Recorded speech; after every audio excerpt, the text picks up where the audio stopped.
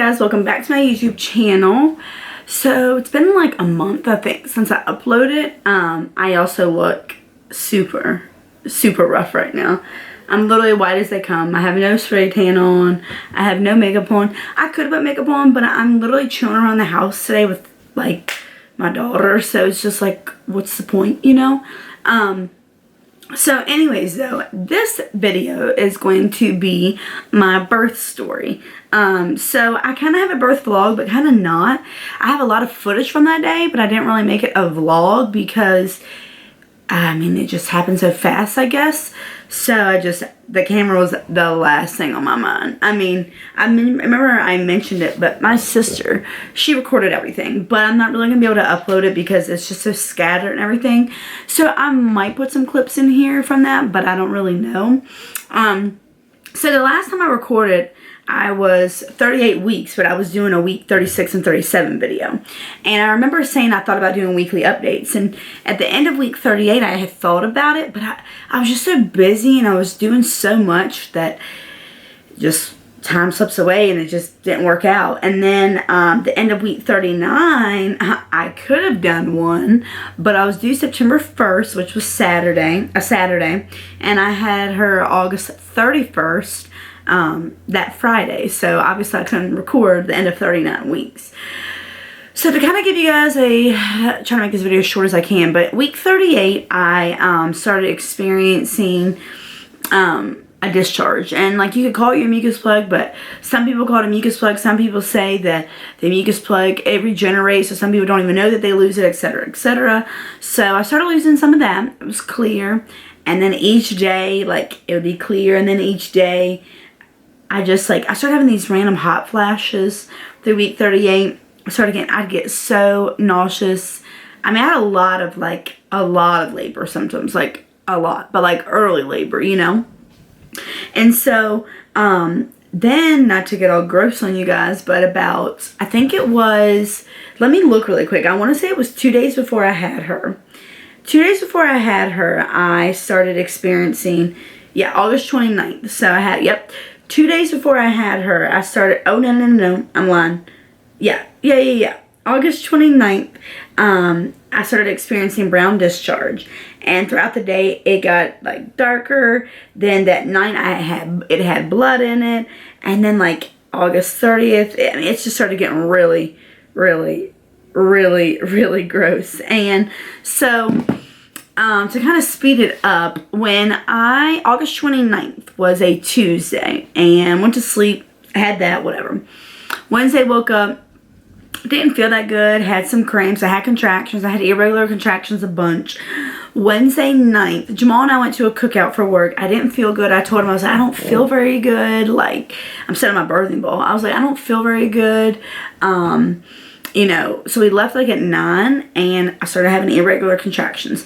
They were regular, but they weren't. You know, they were inconsistent. So at first I was like, it ain't nothing. So at this point I was 39 weeks and 4 days.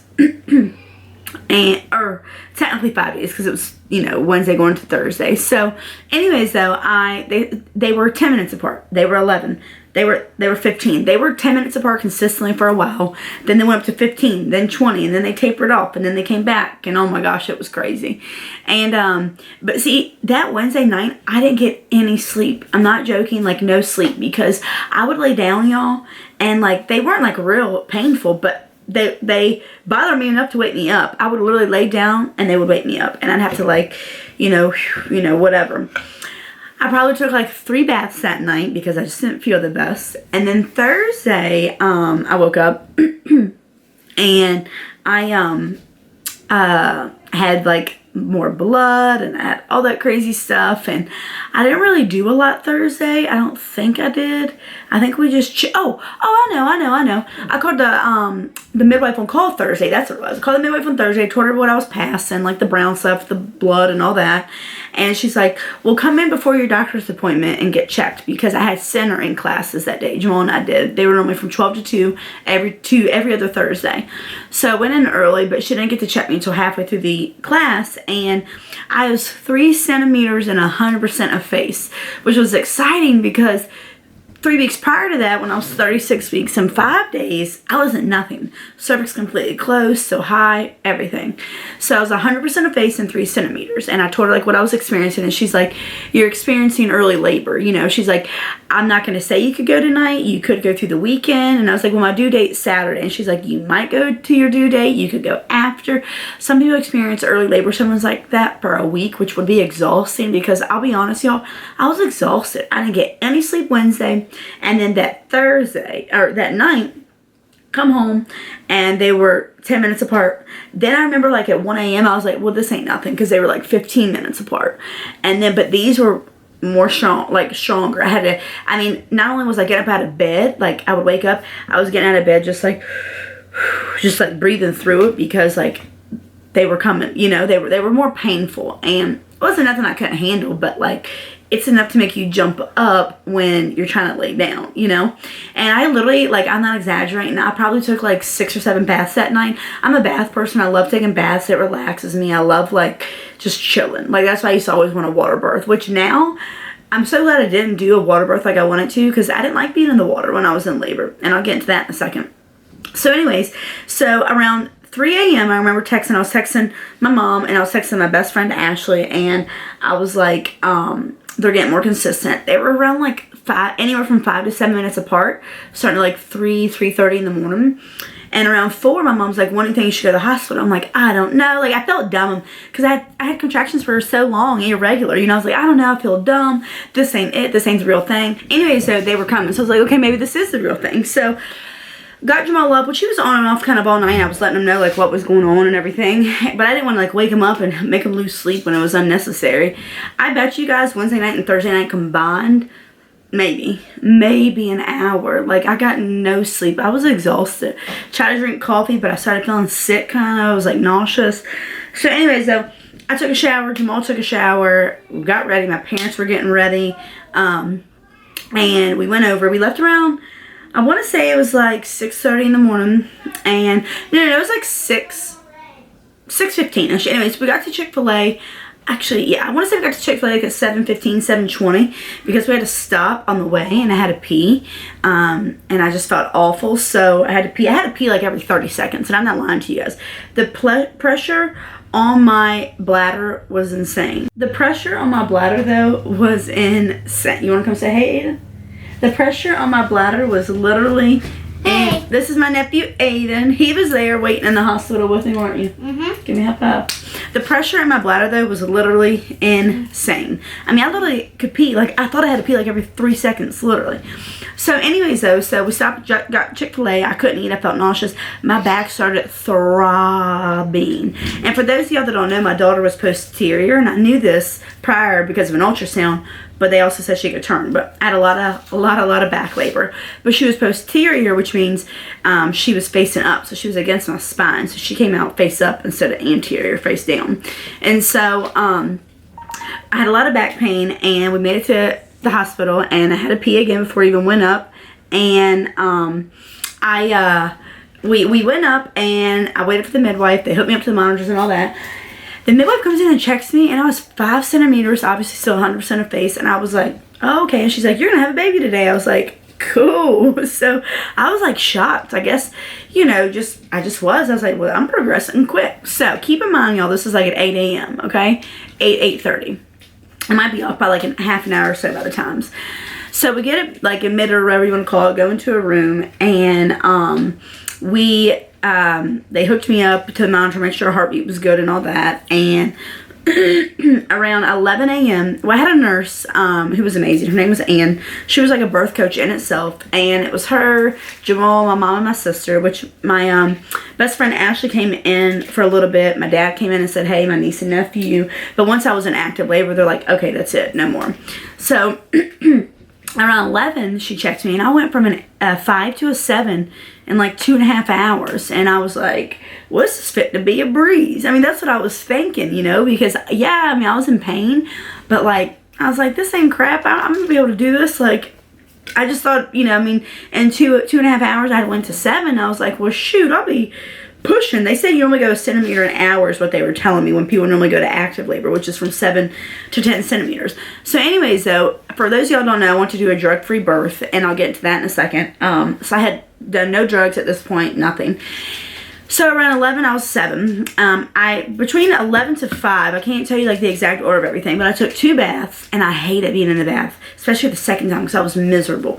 So I'm so glad I chose not to do a water birth, and I never will now.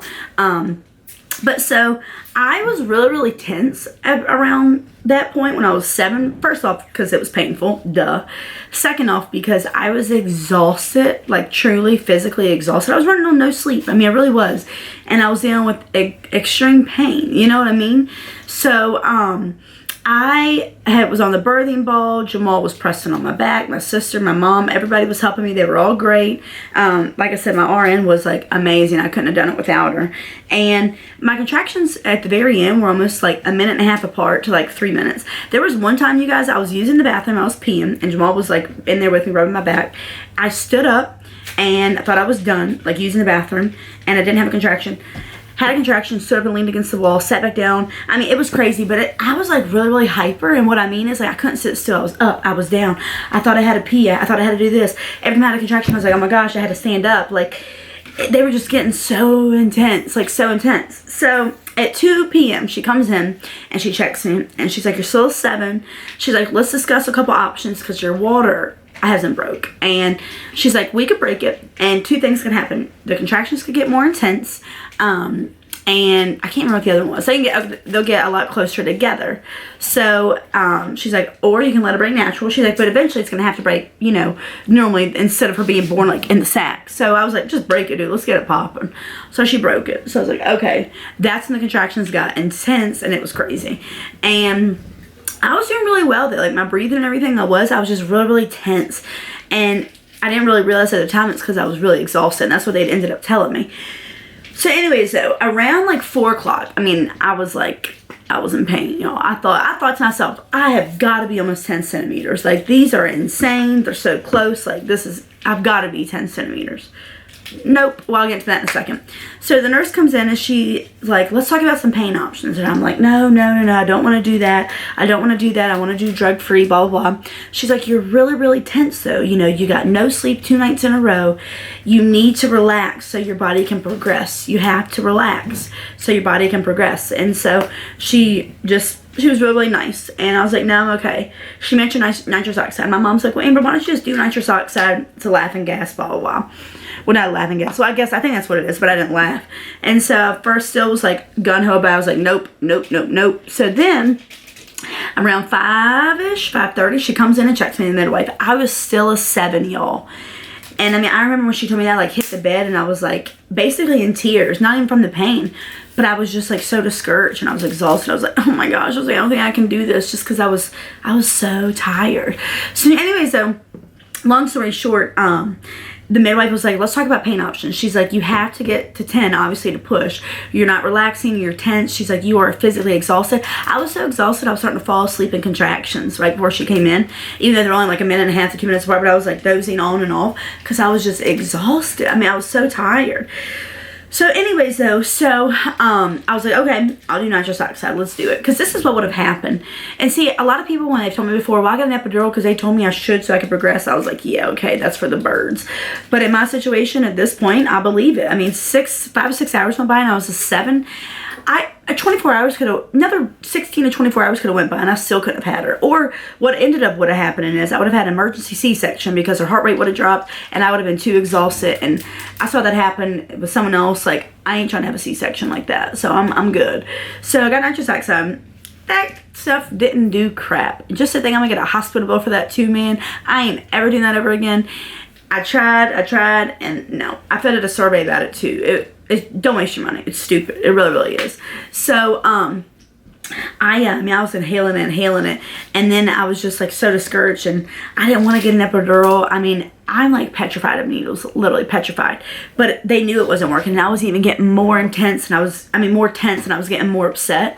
And she's like, just, if you get an epidural, it's gonna relax you, you know, just trying to encourage me. And everybody was. They're like, Amber, like, you're strong, like you have done it this far, like you know you could do an all-natural birth, but like you have to relax, you have to not tense up your body. This is the only thing that's going to make you relax. And I was so upset. I mean, I was like crying because I just didn't want to do it. I mean, I was so gung-ho on no epidural, and I know like my next one, it's a done deal. Like unless my baby's posterior again, I'll be able to do it, truly, like no lie. But her being posterior, oh, and another thing I forgot to say is she wasn't dropping. So they go from like a 5 to 4 up to like a -2, 1, 0 when they come down. She, I think, was like a -2 or something. She was higher up, so Nyla wasn't dropping down, nor was I dilating. So a lot had to like happen. I had to dilate more, and she had to come down, and she wasn't coming down because I was so tense. So I got the epidural. And literally, you guys, I went from a 7 to a 9 in like 45 minutes. And I am not exaggerating. Literally like 45 minutes. So I fell asleep for an hour. I was 10 centimeters for like over an hour before I pushed. But the reason being is because Nyla was still so high up. So they're like, well, let's just see if she'll drop. And I thought to myself, oh my gosh, Lord, please let her drop, because I do not want a C-section, you know, because all that stuff like that can happen. Complications can happen. That's why they say have a birth plan, but don't be like gun-ho on it like I was, just in case, you know. But so I did what I had to do for my daughter, got the epidural, and went from a 7 to a 9.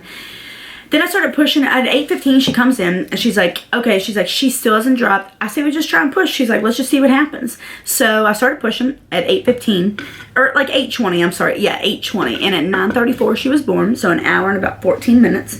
And let me tell you, I was pushing. I was pushing, like, pushing hard.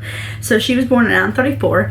I didn't announce her birth weight or her ounces because I don't think it's necessary, and it's a lot of times it's a way like people can find your daughter on social media, like a bunch of creepers and social media creeps and sex traffickers, and I ain't about that life, but people are obsessed. But she was under 8 pounds. Everybody, I guess, thought she was a hog because she looked so chunky in pictures, but she really wasn't. She's so like tiny and petite, and I love her. Don't you love her, Aiden? And so yeah, that's like my birth story.